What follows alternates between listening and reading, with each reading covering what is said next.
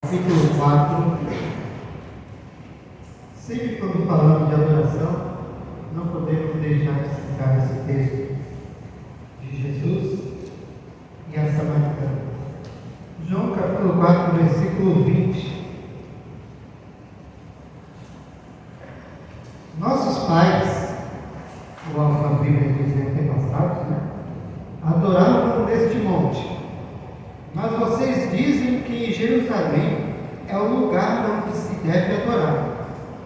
E Jesus respondeu: mulher, acredite no que digo. Vem a hora em que nem neste monte, nem em Jerusalém, vocês adorarão o Pai. Vocês adoram o que não conhecem. Nós adoramos o que conhecemos, porque a salvação vem dos judeus. Mas vem a hora, e já chegou, em que os verdadeiros adoradores adorarão o Pai em espírito e em verdade, porque são esses que o Pai procura para seus adoradores. Deus é espírito, e é necessário que os seus adoradores o adorem em espírito e em verdade. Senhor, aqui está a tua palavra, e que mais uma vez, ó Pai do Senhor, o teu Espírito Santo venha conduzir esta ministração. Estou aqui, Senhor, apenas como um instrumento para ser usado pelo Senhor, porque aquilo que o Senhor já ministrou ao meu coração nesta manhã, ó Deus, eu peço para que o Senhor venha ministrar no coração de cada um dos teus servos nesta manhã, em nome de Jesus. Amém. Pode sentar, irmão. Para nós entendermos ainda melhor, porque está muito clara a mensagem aqui de Jesus encontrando com esta mulher, com esta samaritana. A gente pode iniciar voltando algumas centenas e até milhares de anos atrás, quando Deus ele convocou o seu povo. Deus, na liderança, o povo na liderança de Moisés, convocou o seu povo para estar ao pé do Monte Sinai, e ali, ao pé do Monte Sinai, eles então receberam de Deus os mandamentos, os seus mandamentos. Irmãos, naquele instante, naquele dia, ou naquele tempo, Deus estava estabelecendo a sua nação. Deus estava levantando o seu povo. Naquele momento ali em que os israelitas, aquela geração renovada dos israelitas, não aquele povo murmurador que saiu do Egito, mas uma geração renovada, uma geração transformada, uma geração que agora estava da maneira como que Deus queria que eles realmente estivessem. Mas nessa geração, é claro que ainda teria muitos problemas pela vida. Mas ali, Deus começou a impor e colocar para o seu povo os seus mandamentos, as suas leis. E quando nós vemos aquilo, nós poderíamos humanamente pensar assim: Deus poderia ter juntado o seu povo para iniciar esta nação, mas falar sobre economia, falar sobre a política, falar sobre alguma coisa referente a reinados, falar muitos outros assuntos, mas Deus não. Deus reuniu o seu povo para ensiná-los sobre adoração. Aleluias. Adoração. Então nós vemos lá em Êxodo, capítulo 20. Êxodo, capítulo 20. Versículo 1. Que diz: então Deus falou todas estas palavras: eu sou o Senhor, seu Deus, que o tirei da terra do Egito, da casa da servidão. Deus ele começou a falar sobre quem eles deveriam adorar. Eu sou o Senhor, o teu Deus. Por que Deus começou a falar isso? Começou falando sobre isso. Para tirar da mente daquele povo aquilo que eles viram lá no Egito, aquilo que eles passavam lá no Egito, porque lá eles ensinavam a idolatria. E é exatamente sobre isso que eu quero falar com vocês nesta manhã, que é a inimiga da adoração, é a idolatria. Então Deus trouxe o seu povo, reuniu, para colocar ali diante dele, ao pé daquele monte, para então começar a passar e a ensinar o seu povo acerca da verdadeira adoração. Então Deus também falou, versículo 2: Eu sou o Senhor, seu Deus, que o tirei da terra do Egito, da casa da servidão. Não tenha outros deuses diante de mim. Não faça para você imagem de escultura, nem semelhança alguma do que há em cima do céu, nem embaixo na terra, nem nas águas debaixo da terra. Não adore essas coisas, nem preste culto a elas, porque eu, o Senhor, seu Deus, sou Deus zeloso, que visito a iniquidade dos pais nos filhos, até a terceira e quarta geração daqueles que me odeiam, mas faço misericórdia até 1000 gerações daqueles que me amam e guardam os meus mandamentos. Está tão claro isso, o ensinamento de Deus, que Deus passou a Moisés, para que Moisés passasse ao povo, para que Moisés ensinasse ao povo. Então ali, Deus ele está falando sobre as imagens de escultura, porque lá no Egito eles viram, imagens e os egípcios muito idólatras, eles tinham suas imagens. Eles ali viam como os egípcios se prostravam diante daquelas imagens. E foi um tempo, vamos dizer assim, como as pessoas costumam falar, um tempo de silêncio de Deus. São 70 anos, 4 séculos. Deus então estava apenas observando ali aquele povo. E aquele povo então havia perdido a essência da adoração, da verdadeira adoração a Deus. Mas agora adiante, neste ponto, Deus então começou a ensinar novamente. Eu sou o Senhor, eu sou o teu Deus. Sou eu que tirei vocês lá da escravidão. Irmãos, mais importante do que aquele povo saber quem tirou eles da escravidão, o mais importante era saber quem era Deus.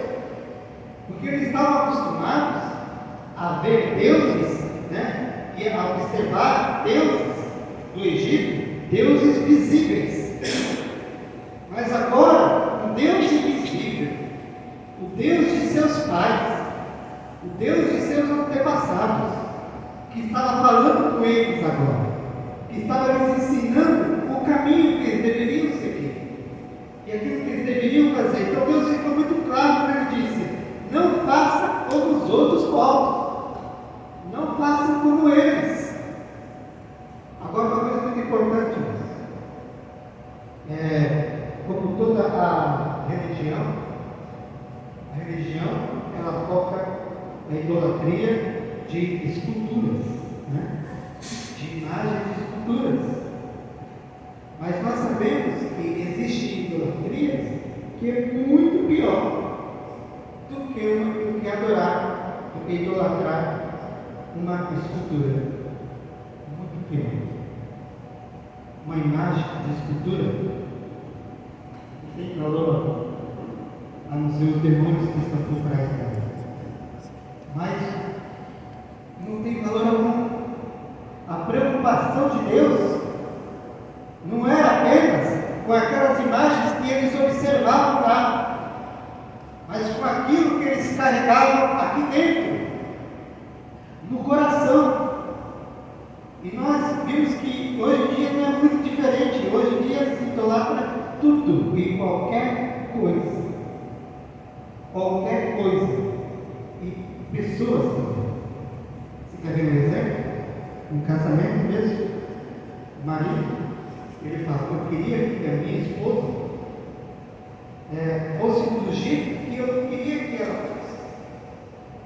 A mesma coisa a esposa. Eu queria que meu marido fosse do jeito que eu queria que ele fosse. Isto é idolatria, você viu? É querer que aquela pessoa seja a sua imagem, se torne a sua imagem.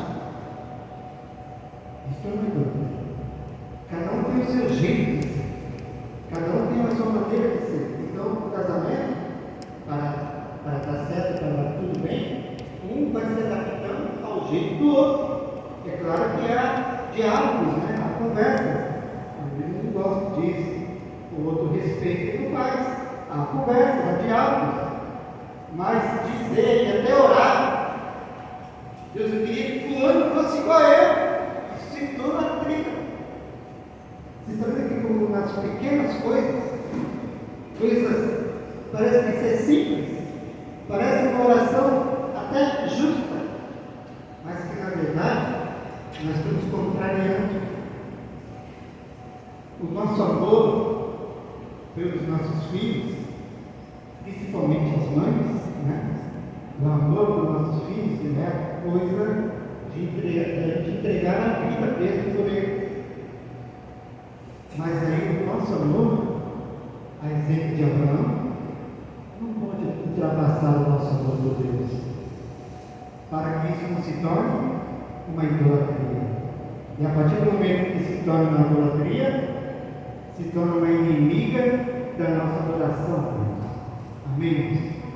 Eu estou colocando aqui os pontos mais simples, para nós entendermos então, ao longo dessa administração, aquilo que Deus tem para cada um de nós, nesta manhã, aquilo que o Senhor quer ministrar ao nosso coração. Então ali, o Sinai, que era um lugar de estabelecimento. Eles estavam ali estabelecidos e estavam recebendo os mandamentos de Deus. É claro que não foi fácil para aquele povo. Você vê que logo mais à frente, né, você vê que aquele povo também voltou a construir ídolos, né, voltou a fazer imagens, porque eles estavam habituados, estavam acostumados com aquilo. Quando eles viram que Moisés subiu, Moisés ficou 40 dias, né? 40 dias, eles souberam depois, né? Porque eles não sabiam onde estava Moisés. Moisés subiu, acho que ele não vai aparecer nunca mais. Então, vamos fazer aqui um bezerro de ouro para nós adorarmos ele. O que nós entendemos disso? Que para eles, quem era o Deus era Moisés. Eles conseguiam ver. Aí, a partir do momento que Moisés subiu o monte e sumiu, não apareceu mais, eles falaram: agora vamos ser Deus, vamos construir o nosso Deus. Foram isso que eles pensaram, foram isso que eles fizeram, porque a mente deles ainda estava onde? No Egito, na idolatria do Egito, naquilo que os egípcios ensinaram. Então nós vemos isso, irmãos. Nós vemos isso dentro da palavra de Deus. E o que é idolatria? É criar uma imagem, um ídolo, daquilo que preenche os nossos anseios. Então você vê que é muito mais claro que uma simples imagem de escultura. Aquilo que preenche nossos anseios. Nossa, eu quero tanto conquistar De repente, no carro, no trabalho, né? Alguma coisa assim que eu preciso conquistar. Aquilo preencheu você quando você conquista. Preencheu o seu coração. Agora, como que eu vou me libertar disso? Como que eu vou deixar de colocar esse objeto ou essa pessoa, deixar de colocar ela em primeiro lugar, ou aquilo em primeiro lugar da minha vida? Como que eu vou fazer isso? Irmãos, tem muitas maneiras de se fazer isso, muitas. E cada um tem o seu jeito de fazer. Mas o jeito de Deus de fazer isso, o jeito de Deus é simplesmente dizer: você é importante para mim, mas Deus é ainda mais importante para mim. Glória a Deus. Eu não vou deixar de fazer algo que Deus quer que eu faça por causa de você, ou por causa daquilo. Isso é muito importante porque eu tenho visto isso, porque às vezes deixamos de fazer coisas para Deus, ou de estar na presença de Deus, porque temos outras coisas para fazer. Temos motivação para fazer outras coisas e para estar em outros lugares. E quando essa motivação para estar em outros lugares, quando a gente deveria estar na presença de Deus, ou na casa de Deus, aquela coisa está tomando o lugar de Deus. É uma idolatria. Deixamos de adorar, deixamos de estar adorando o Senhor, deixamos de estar fazendo a vontade de Deus. E, irmãos, é impressionante, porque qualquer coisa pode tomar aquele lugar de Deus. Eu fico observando, né? Você fala assim, eu fico observando, porque eu olho para a minha própria família. Às vezes até um programa de televisão. Um programa de televisão se torna mais importante do que estar na igreja. Algo simples se torna mais importante do que estar na presença de Deus. Vamos marcar na chácara? Vamos marcar na chácara. Que dia? Vamos no domingo. Vamos no domingo. Que ninguém trabalha domingo. Tá bom. Aí, 5 horas da manhã já está todo mundo de pé. Vamos ajeitar ali. Arruma aqui, arruma ali. Vamos embora.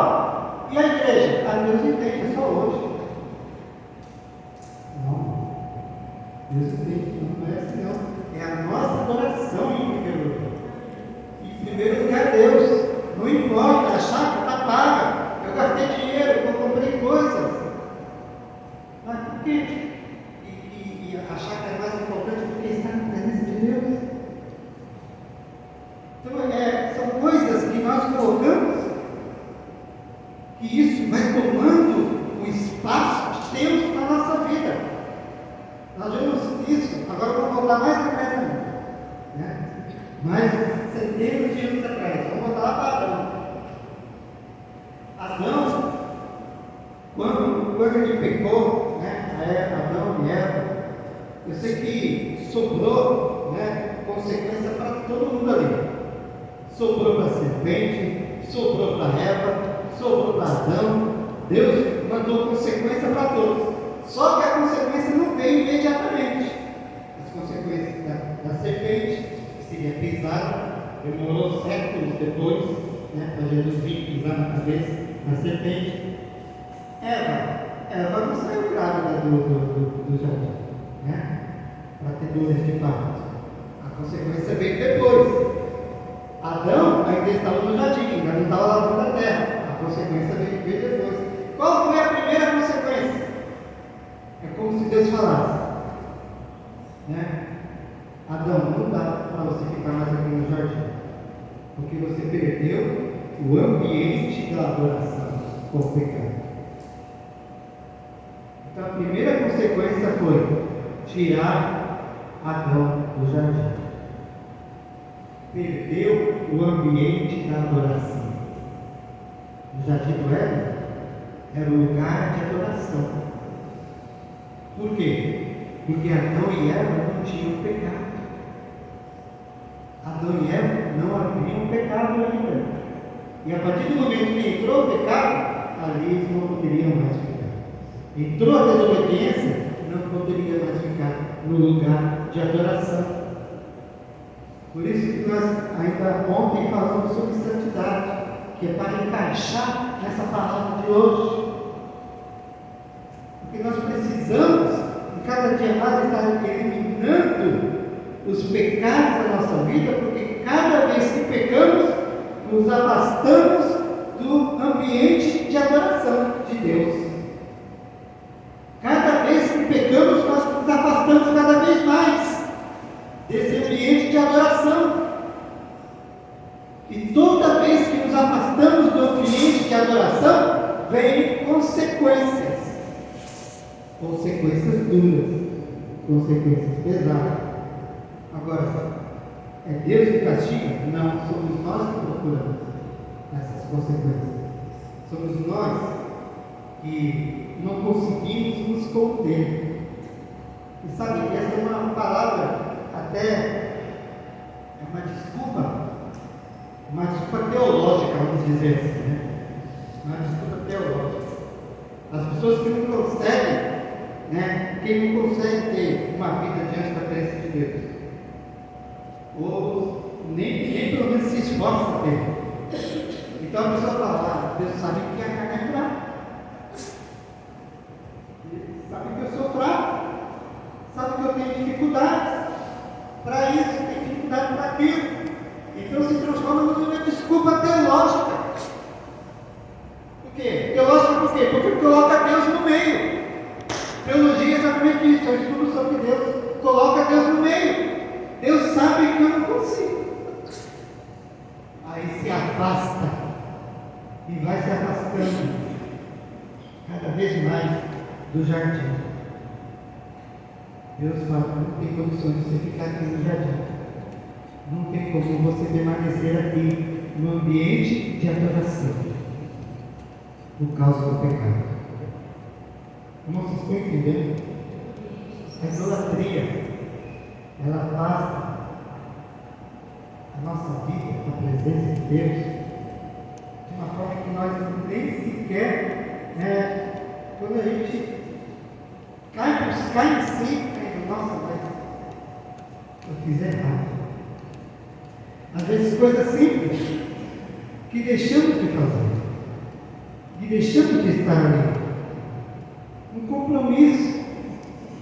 Eu lembro até que quando eu morava lá em Guarujá, eu morava num lugar distante, e eu fiquei um tempo desempregado, e eu não tinha condições de pegar sequer um ônibus para ir até a igreja, e não era fácil para ir para a igreja. Bom, tinha que pegar um ônibus lá em Guarujá, tinha que atravessar de balsa para Santos, e depois caminhar, deixa eu ver, mais ou menos como está aqui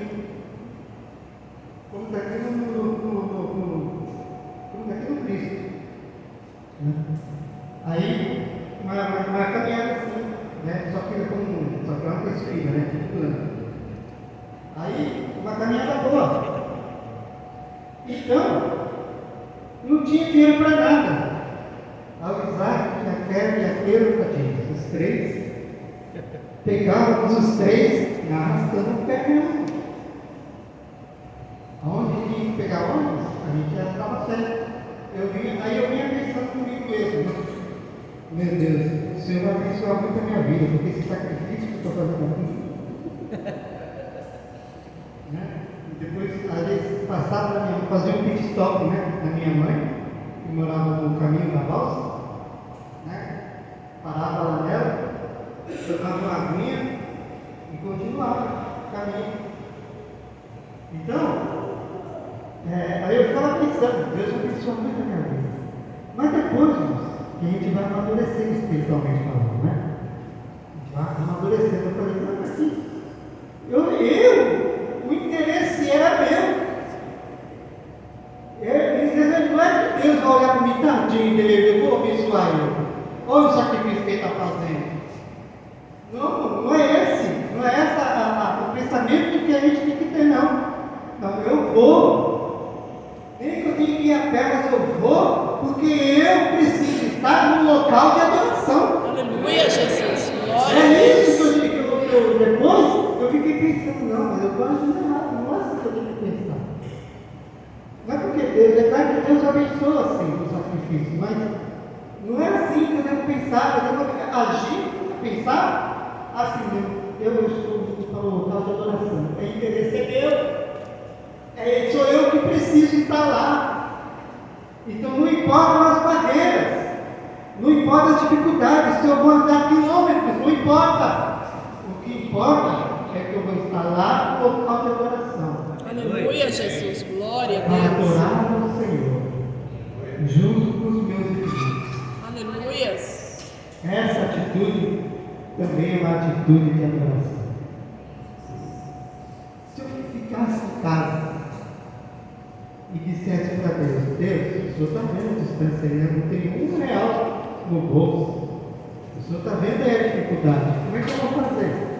Eu só tenho dinheiro da balsa lá, eu vou ficar em casa mesmo, Deus. Desculpa até hoje. Não, nós fazíamos e arrastávamos os 3. Naca, Kevin e aquele, os 3 pequenininhos. Obrigado. Arrastava os 3 juntos com a gente. Eu sempre falo que o Israel é sortudo, né? Ele nasceu aqui, o pai já tem carro, tem tudo certinho, mora perto da igreja, ele nem precisa de carro, né? Só os irmãos dele, Israel da Atimanga, né? Só os irmãos dele que eram lá, que são lá distantes, que sofreram e passaram por isso. Mas estão tudo e aí inteiros, saudáveis, né? Glória a Deus. Estão muito bem. Glória a Deus por isso. Então, né? Não morreu ninguém, graças a Deus.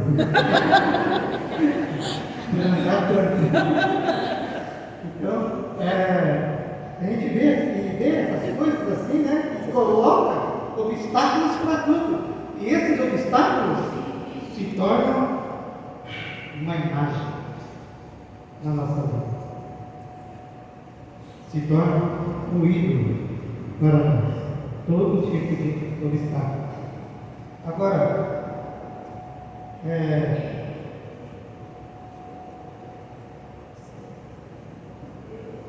Aleluia, Jesus. Glória a Deus. a adoração do Senhor, Deus ele falou aqui tão nitidamente,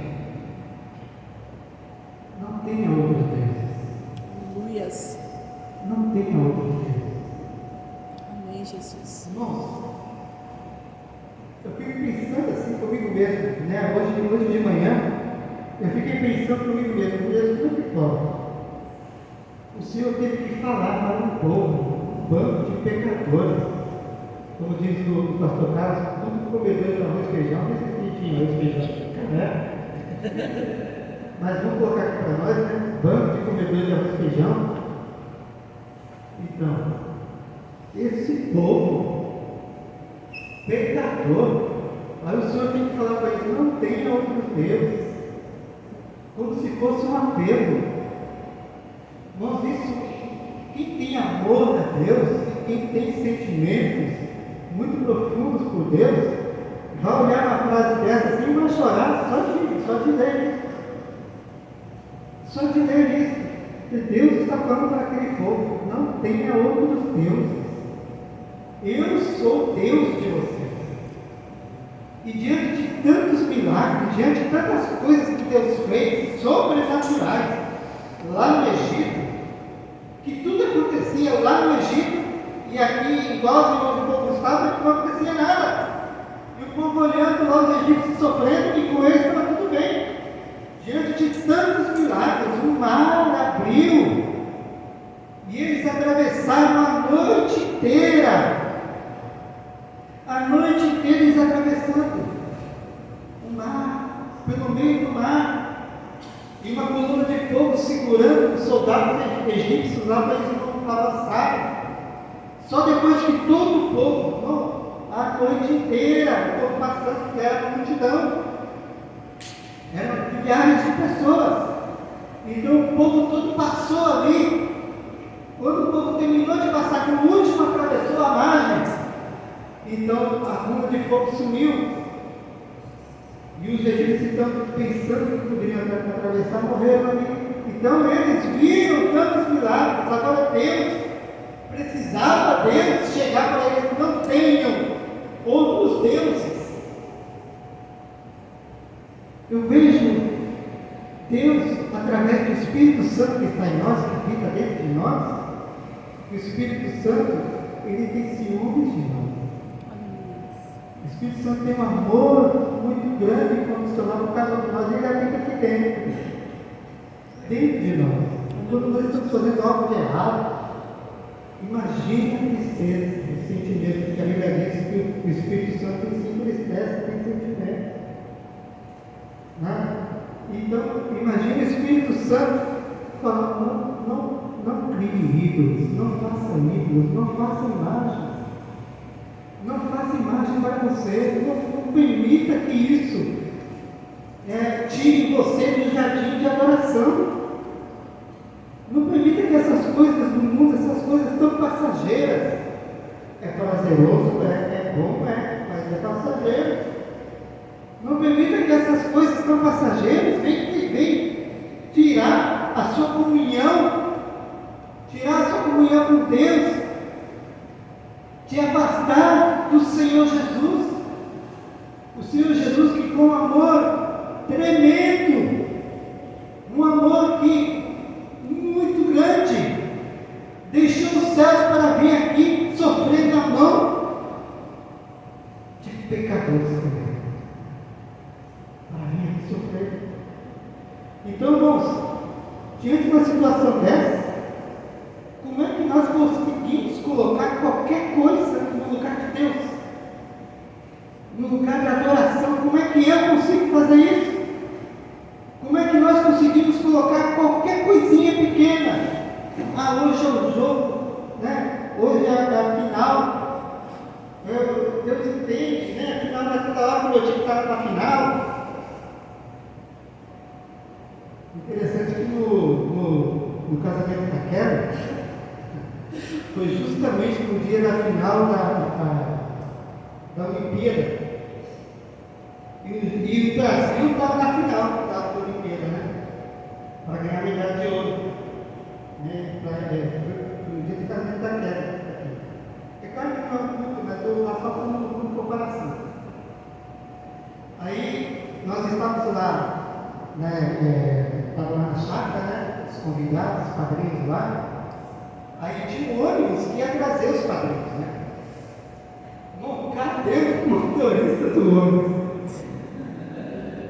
Largou o ônibus lá na chácara e sumiu. Desapareceu. Aí aqui atrasando o casamento, né? Demorando, o presbítero Evaldo dando volta com a Kelly por aí tudo, a Kelly estava pronta. E nada do motorista dos padrinhos chegar. Quando ele chegou, sabe como ele chegou? Depois que acabou o jogo. Ele estava em algum bar, algum lugar lá perto, assistindo a final da Olimpíada. Quando acabou, ele foi lá, quando ele chegou lá, todo mundo xingou ele de santo, né? Você é um abençoado, você é um santo. Né?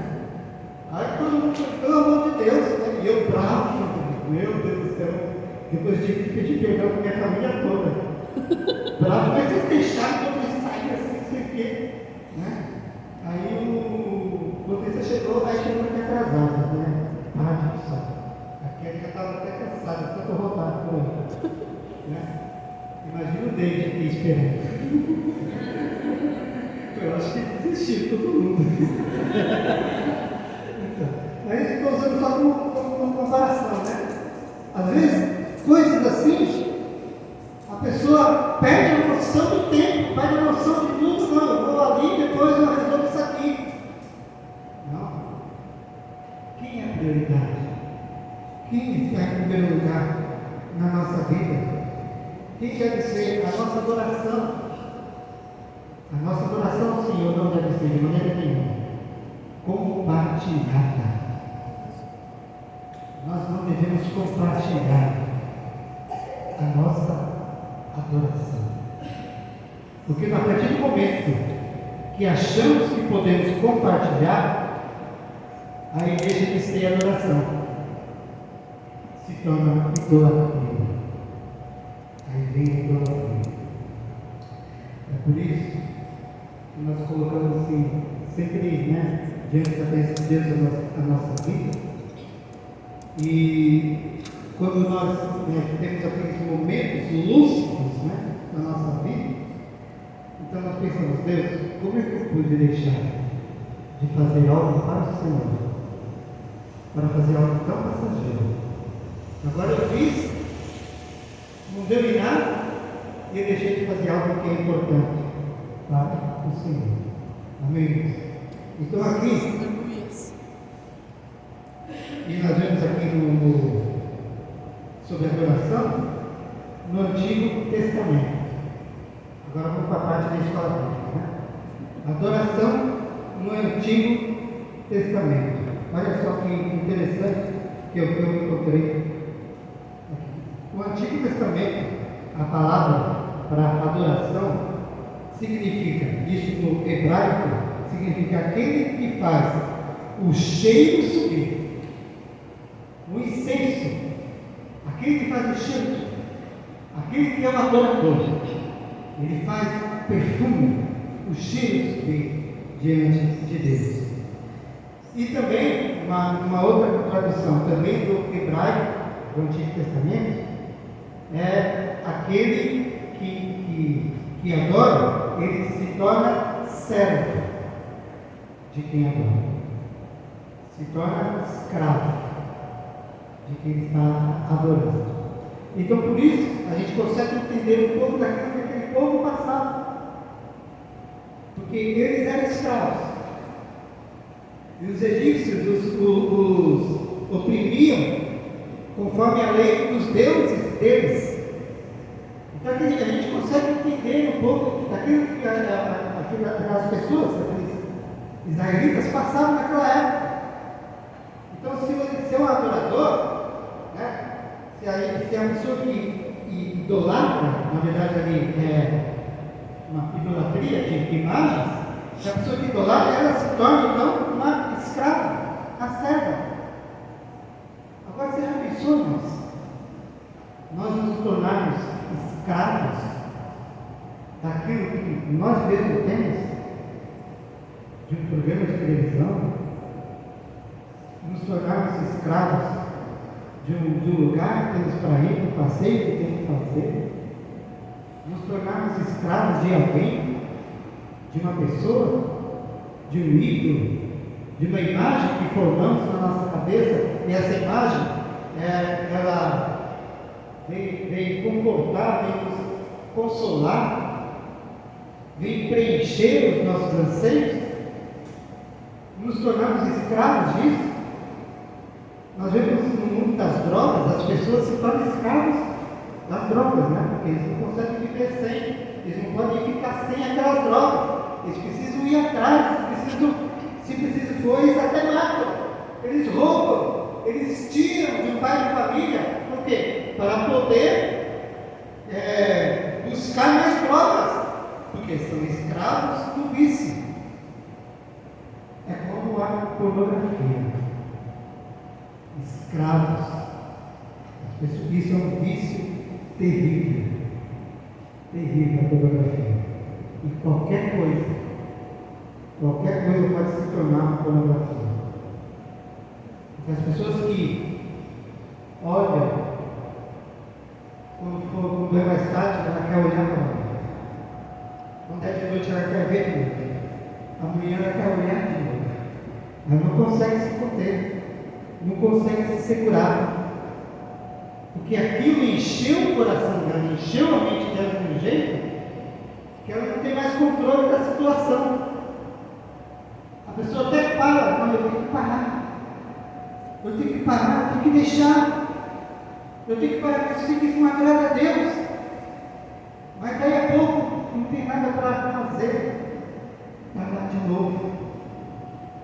Tem uma coisa até que eu ia falar, isso ontem até passou batido, né? No programa. Às vezes a gente emprega, né? Nós colocamos o nosso dinheiro, entregamos o nosso dízimo, entregamos as nossas ofertas. A partir do momento que você entrega o seu dízimo, você tira do seu pagamento o seu dízimo e entrega, sabe o que você está fazendo? Você está santificando o seu dinheiro. Santificando. Porque você está pregando para Deus, né? Da palavra Kadosh. Tudo que chega para Deus se torna santo. Então, a partir do momento que você entrega o seu dízimo, o seu pagamento se torna santo. Agora, como que você vai pegar aquilo que é santo e gastar nos seus dados de celular, dados de internet, gastar o seu dinheiro com os dados de internet, observando pornografia? E você está fazendo? Está profanando o que é santo. Está gastando o seu dinheiro que é santo, naquilo que é profano, e isso causa maldição. Causa maldição.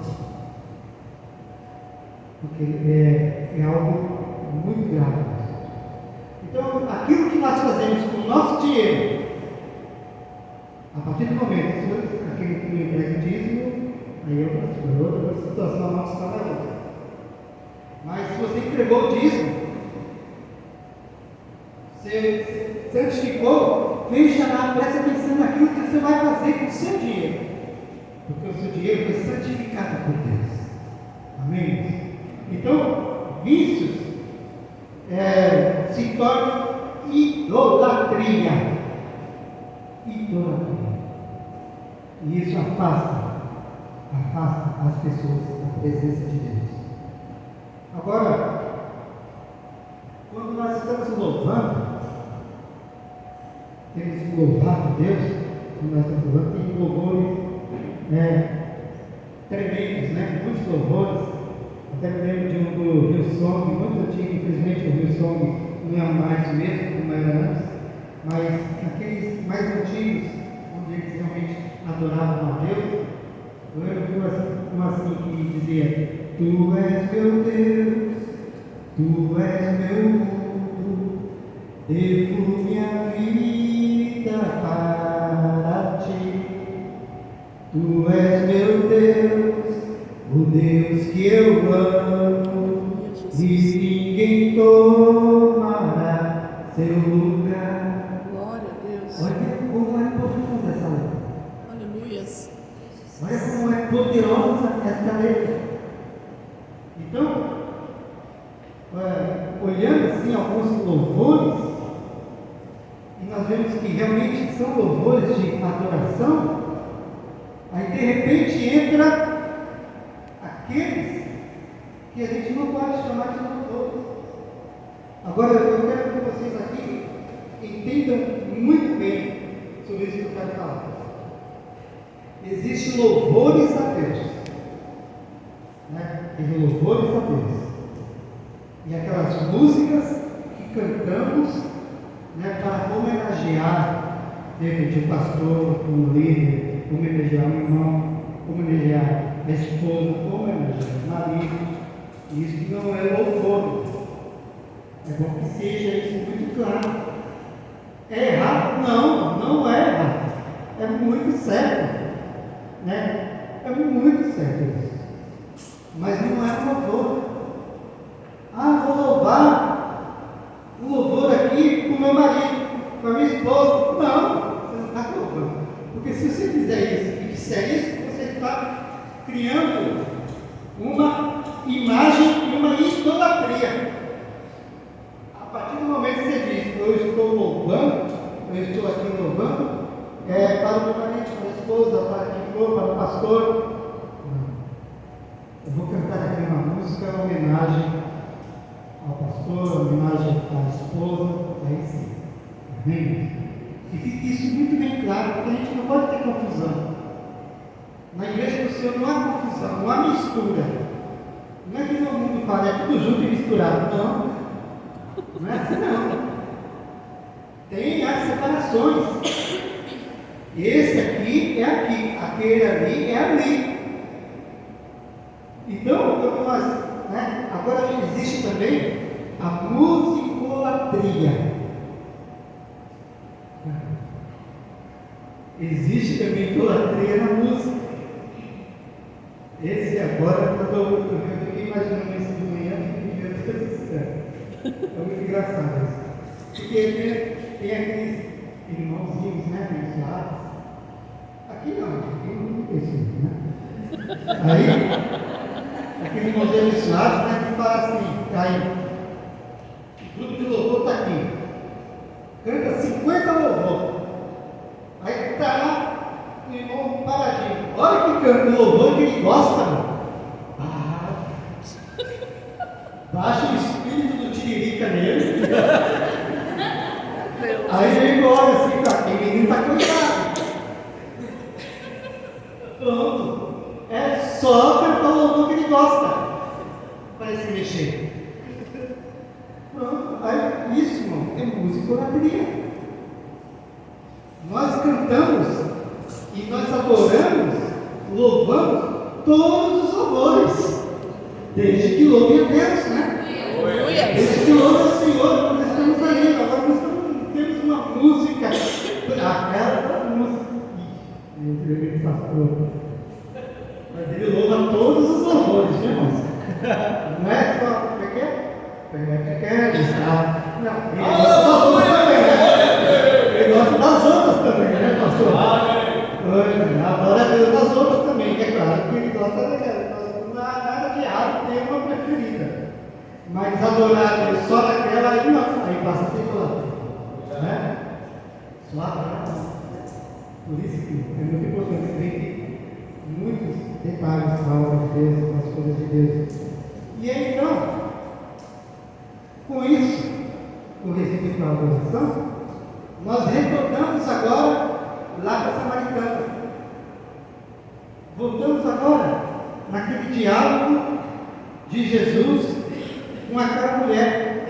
Jesus estava sentado ali no poço.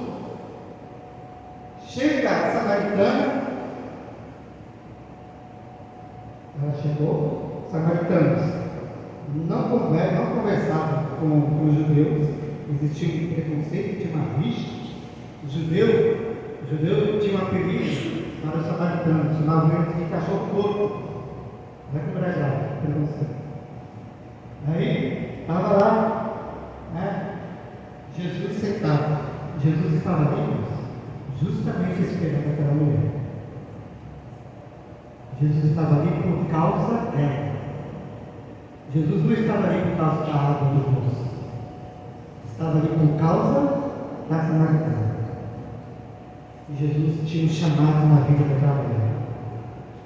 Então, quando a Samaritana chegou, Jesus ele pediu, como se fosse hoje em dia, vamos falar, como se fosse hoje em dia, me dá um copo d'água. Aí a mulher, como dizem por aí, já rasgou logo com Jesus,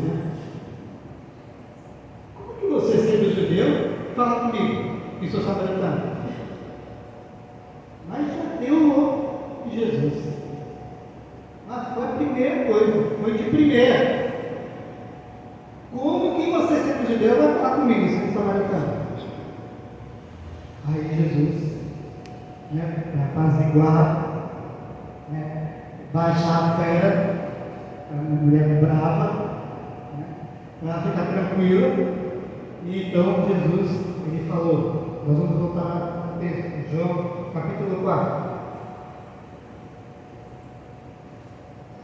Aleluia, Jesus, glória a Deus. Maravilhoso Deus. João 4, 20.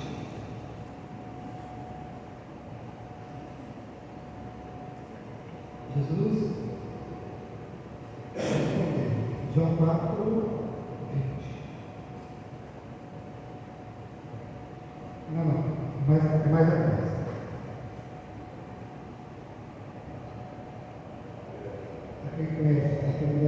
O Senhor, o Senhor não tem balde para pegar. Assim, é o 8.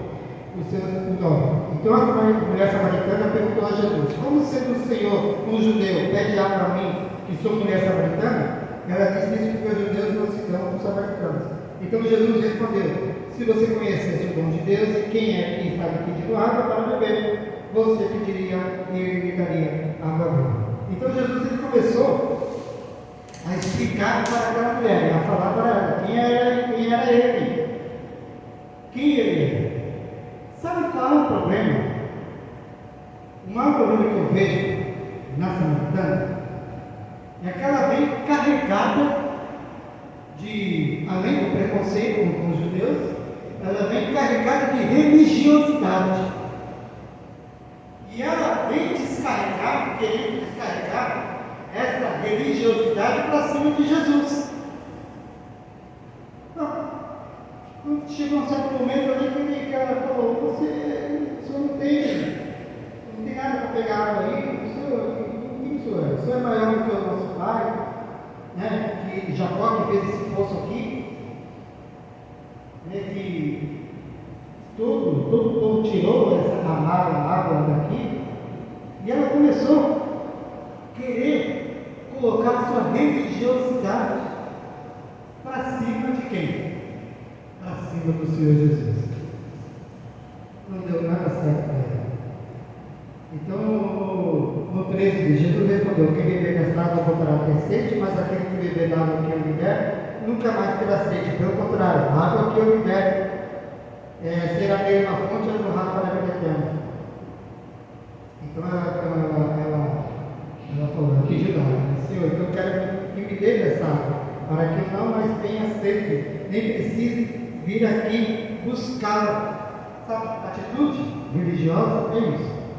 Porque a pessoa ela quer, quanto mais facilidade ela puder ter, melhor.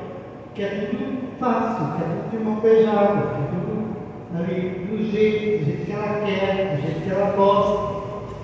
O religioso é exatamente isso. Ele quer. Por que as pessoas procuram uma religião? Procuram uma religião que se encaixa com aquilo que ele gosta. Mesma coisa a igreja. Tem pessoas que procuram igrejas evangélicas, com um pastor que prega do jeito que ele gosta. Aquela igreja, pastor, é bonzinho, vou ficar lá. Aquela igreja viu o pastor, ó, gente boa. Né? Tem até. O irmão falou para mim: eu gosto daquela igreja lá, porque toda vez que eu vou embora, o pastor me dá carona. É isso, mano. Tem gente com tudo. Então, religioso é isso. Religioso ele quer tudo fácil. Me dá essa água aí que eu não preciso nem mais vir aqui buscar mais. Não preciso ter esse trabalho todo. Né? É como se eu estivesse lá no lugar de morar no Guarujá e falasse para Deus: Deus, coloca a igreja aqui do lado da minha casa. Assim eu não preciso mais ir lá tão longe, né? Que é tudo fácil. É tudo assim, né? De qualquer jeito. E o Senhor Jesus, então, ele falou: vá, chama seu marido e volte aqui. Nossa, isso aqui me chamou a atenção demais. É como se Jesus dissesse: nosso assunto encerrou aqui. Eu só falo agora quando o seu marido estiver aqui. Sabe o que Jesus fez? Ele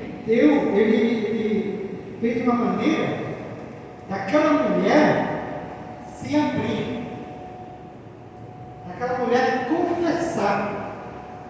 Como que um religioso vai ensinar alguma coisa para o Senhor Jesus?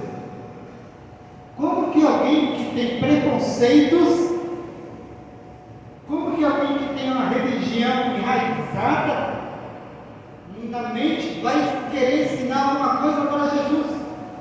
E a mesma coisa, a mesma pergunta que eu faço, a mesma pergunta eu faço para nós. Como que uma pessoa do mundo vai te convencer a fazer algo, a deixar de estar estar no culto? Como é que alguém do mundo vai te convencer a fazer coisa que esteja fora da vontade de Deus, né? Igual ontem nós estamos a santidade, olha ali, então a oportunidade ali, ninguém está vendo.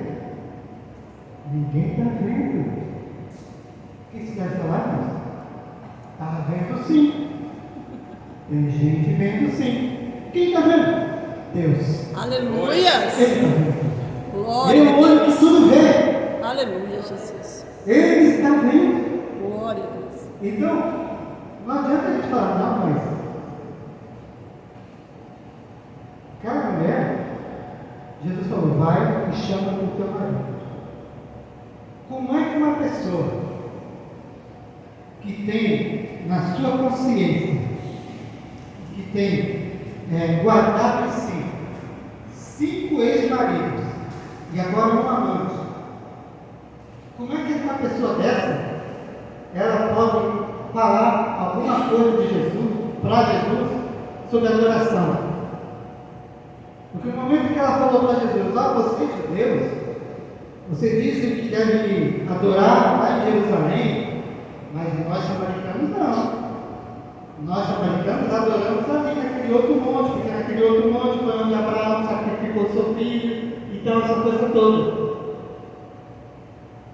Como uma mulher nessa situação tem condições de falar alguma coisa para Jesus acerca de adoração, sendo que ela estava carregada com o pecado que afasta ela do jardim de adoração, carregada, cheia de coisas erradas na sua vida?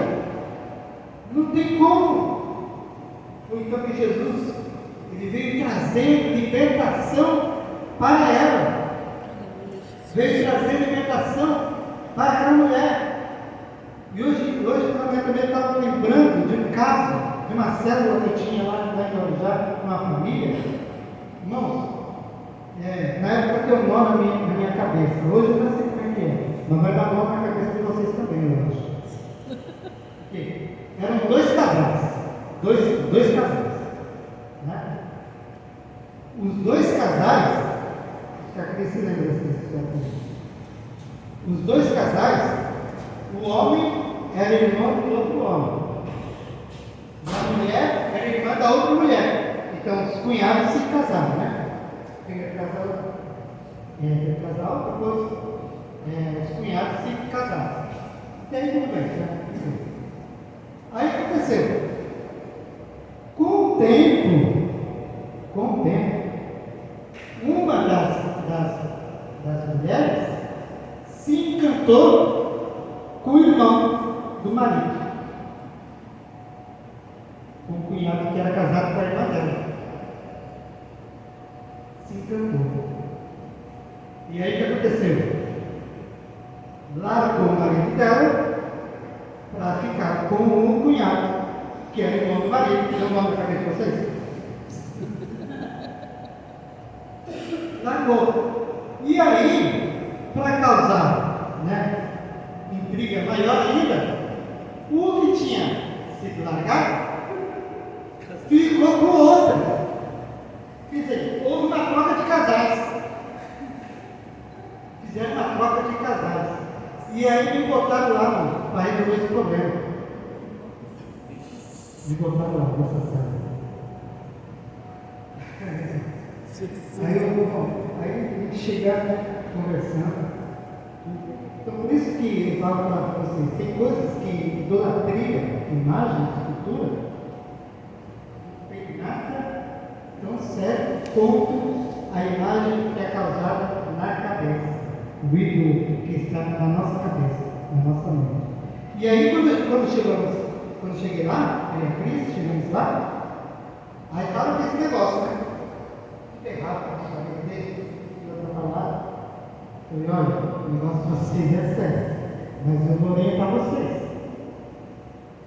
Primeira coisa, para de dormir junto. Vixe, para que eu falei isso? Eu fui. Eles não são casados ainda. Não durmam juntos. Outra, divorcia, vocês dois divorciem, porque já houve traição, né? Então há um respaldo bíblico. divorciem os dois, depois de divorciar, se casem e aí sim, segue a vida normal. Não causou um rebuliço, uma bagunça na cabeça das pessoas que começaram a ficar bravos comigo e começaram a falar, é assim, a situação é essa, se quer, quer, se não quer, não quer. Eu vou fazer o quê? É assim que a palavra de Deus me ensina e me instrui a passar para vocês. Já que vocês fizeram tudo errado aí. É impressionante como pessoas que se dizem cristãs, que vêm para a igreja, até quando vêm para a igreja, tudo bem. Né? Naquele processo que falamos hoje, processo de santificação, eliminando as coisas ruins da vida, e vai eliminando aos poucos.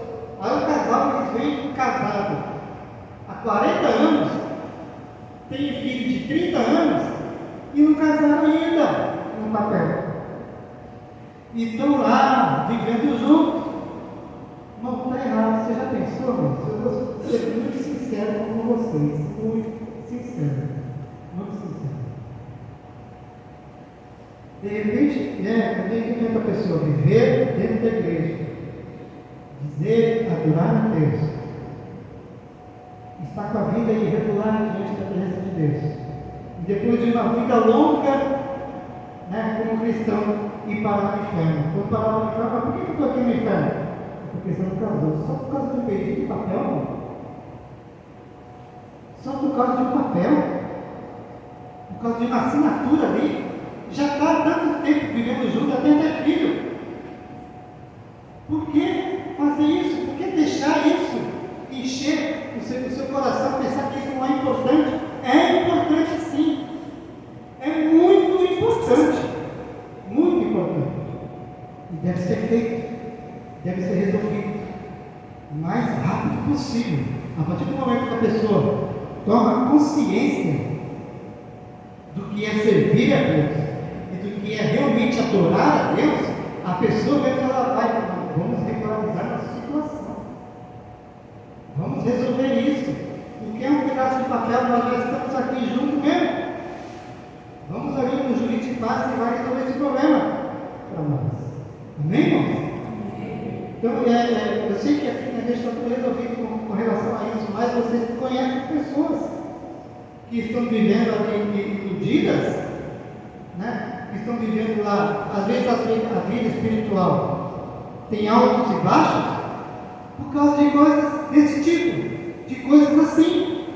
Então precisa resolver o ambiente, explique para essas pessoas. É por isso que nós estamos aqui aprendendo. Então essa mulher, ela estava ali envolvida, teve envolvimento com 5 maridos, não deu certo, e agora tinha um amante, quer dizer, o marido não era dela. E aí, veio falar de Jesus sobre adoração. Aí Jesus falou, não é nem lá onde os judeus falam, e nem aqui onde os samaritanos falam. A verdadeira adoração é em espírito. Aleluia, Jesus. E é verdade.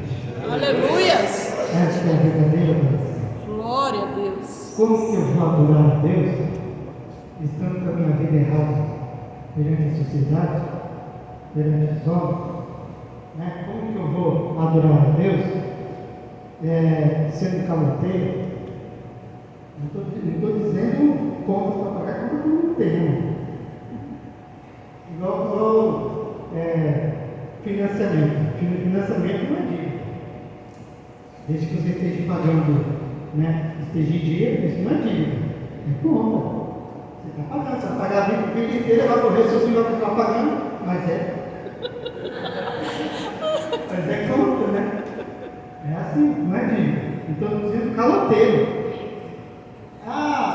Eu não tenho dinheiro, não vou pagar, mas na hora de pegar, aí é fácil. Acho que o dinheiro pensa muito nisso, né? Na hora de pegar o dinheiro lá, na hora de pagar, liga para a pessoa, não tem dinheiro não, estou desempregado. Tudo bem, passa por fase, mas a pessoa tem que, não tem condições agora mesmo não, mas assim que eu tiver, vou resolver esse problema. A pessoa tem essa preocupação, né? Porque isso acontece com qualquer um, principalmente em cartão de crédito, é uma coisa terrível. Acontece com qualquer um, mas tem essa preocupação, que não, eu vou resolver. Em nome de Jesus, vou, né? Ter condições aqui, eu vou lá, nem que tenha parcelar, né? 300 meses, mas eu vou resolver essa situação. Amém? Então, quando nós vimos aqui essa situação dessa mulher, que Jesus foi lá, estava lá pedindo água para ela, aí nós vimos como que uma pessoa cheia de preconceito e pecados queria fazer. Agora nós vemos que no Novo Testamento, eu vi sobre adoração, uma palavra grega, que eu não consigo pronunciar essa palavra grega é muito difícil, mas essa palavra grega eu vou até tirar aqui, peraí, só para não falar errado, eu tenho um aplicativo que transforma as palavras da Bíblia para o original hebraico ou para o grego. E quando falou aqui, eu até mostrei isso para vocês em casa, quando falou de adoração, aqui a parte adora, o adorador, aqui a palavra que eu não sei dizer, proskinel, alguma coisa assim, né? No grego olha só, significado, isso, adoração, beijar como um cachorro que lambe a mão de seu mestre. O quê? Adoração é isso? É como, tem uma outra tradução que diz, se prostrar e lamber a mão do seu dono, como um cachorro. Aí eu procurei saber, por que os gregos colocaram isso? Porque naquela época, os gregos, eles falavam que o cachorro era o melhor dos servos. O cachorro, o animal, era o melhor dos servos. Então, para eles, no entendimento deles, a adoração era isso. Era se curvar como um cachorro para lamber a mão do seu dono. Isso, no entendimento que nós temos, né? Olhando a situação dessa mulher perante Jesus, querendo falar, ensinar Jesus sobre adoração, aí eu me lembro daquela outra mulher, a Sirofenícia, e Jesus chegou para ela e falou: não é bom tirar o pão dos filhos para dar para os cachorrinhos. Aí eu já lembrei logo dela. Uma coisa está juntando, né? Uma coisa está somando a outra. Não é bom tirar. E aquela mulher, ela teve essa atitude de adoração. Ela prostrou diante de Jesus como os cachorrinhos, eles pegam das migalhas que caem debaixo da mesa do seu dono. Aí que eu entendi tudo. Você viu como a gente consegue entender melhor? Como a gente consegue entender a palavra de Deus melhor quando a gente busca uma explicação do original? Aí eu entendi tudo. Então Jesus estava chamando a Sirofenícia de adoradora. Jesus não estava chamando ela de cachorra. Jesus estava chamando ela de adoradora.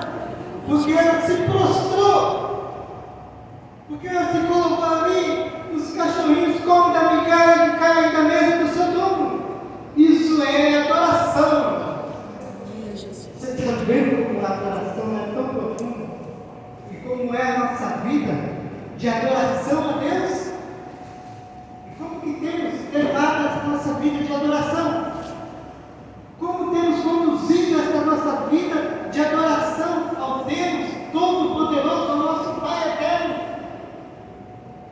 Imagine, irmãos, o Deus poderoso, o Deus tremendo, santo. Deixa eu voltar lá para a minha postura.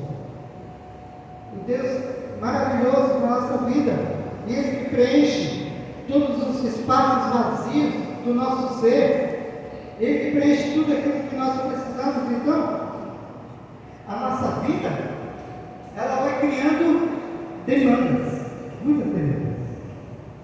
Então, muitas coisas vêm acontecendo, vêm surgindo, né? E agora, quer ver uma coisa importante? Mais uma coisa importante? Tem pessoas que antes de assumir um cargo, antes de ter uma posição, eles eram adoradores. Tem adorador que antes de conseguir aquele emprego, ele era de fato um adorador. Mas depois que conquistou aquele emprego, o emprego começou a ser a mais importante na vida dele. Eu sei que existe turnos de trabalho, e isso é uma outra situação. Eu estou dizendo assim, que as pessoas que colocam o seu emprego acima de Deus, acima da sua responsabilidade com Deus, e não só aqui na igreja, eu não tenho nem tempo de orar, eu estou tão envolvido aqui nesse emprego que eu não tenho tempo de ler a Bíblia, eu não tenho tempo de ouvir um louvor, eu não tenho tempo de buscar a Deus, eu não tenho tempo, eu estou muito atarefado com as minhas coisas, com o meu trabalho. Aí, quer ver também um outro exemplo? Aquele jovem, ou a jovem que conquistou um namorado ou uma namorada. Antes ele era um adorador, estava ali. Mas agora, com esse namoro, não tem tempo para nada. Por quê? Porque tem que namorar. Passou a ser uma atitude idólatra. Porque tem que sair do namorar. Eu lembro que era assim, né, Cris? A gente servia só no sábado, né? Só no sábado, porque a gente tinha mais o que fazer. Tinha culto na igreja de terça-feira, culto na igreja da sexta, tinha domingo. Então só tinha o sábado, né, para a gente sair. Eu ia lá para casa da tia dela, a gente ficava lá, a gente saía. Então, os jovens precisam ter essa mentalidade. É bom namorar? É bom, é ótimo, é lindo, é maravilhoso. Eu namoro até hoje. Então, é muito bom. Mas, olha só, a gente colocar isso na frente das coisas de Deus, não, nunca. Agora, aquela pessoa que também colocou a faculdade, antes era uma adoradora. Tudo bem que faculdade é fim de semana, aí chega no domingo, eu estou cansado, não dá para ir para a igreja, estou muito atarefado. Colocou a faculdade em primeiro lugar. E agora eu parei na igreja. Um líder, um pastor, a partir do momento que ele se tornou pastor, antes ele era adorador, era humilde, estava ali para servir, para ajudar, estava ali para tudo. Agora eu sou um pastor, está vendo eu aqui bonitinho, de terno? Agora eu sou um pastor. O meu tempo de meninice acabou. Para com isso, para de chamar de meninice a sua criança espiritual. Para de chamar de meninice aquilo que você está se afastando do jardim de adoração de Deus. E para com coisas da nossa vida, irmão, que vai tomando conta do nosso coração, que vai enchendo o nosso coração, que vai tomando conta, vai sufocando. Quando a gente vê, a gente não tem tempo mais para nada, principalmente para as coisas de Deus, que é mais importante, que deve ser sempre em primeiro lugar. Aleluias, glória a Deus.